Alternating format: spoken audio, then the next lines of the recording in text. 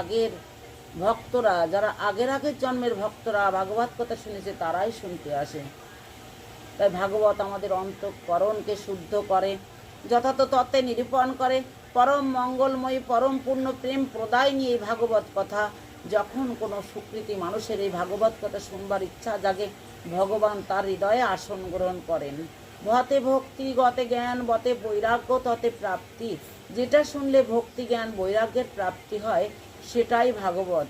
এই ভাগবত সুখদেবের মুখনিসৃত বাণী। ব্যাসদেবের পুত্র ছিলেন সুখদেব, তাই সুখদেবের মুখ দিয়ে এটা আলোচনা হয়েছিল। পরীক্ষিত মহারাজকে শুনিয়েছিলেন। পরীক্ষিত মহারাজ শাপগ্রস্ত হয়েছিলেন, 7 দিনে তার মৃত্যু হবে।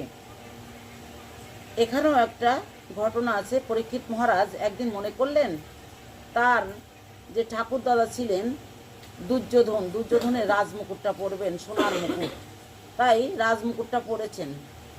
আর এদিকে কলি প্রবেশ করছে শুনতে পেরে লোকদের পাহারায় বসিয়ে দিলেন। রাজমুকুট পরেছেন, রাজ পোশাক পরেছেন, পরে ওনার মনে হচ্ছে উনি একটু ঘুরতে বেরোবেন, বনে যাবেন। পোশাকের একটা গুণ তো আছে। এবার উনি বেরিয়েছেন, পথে দেখা হয়েছে কলিরাজের সঙ্গে।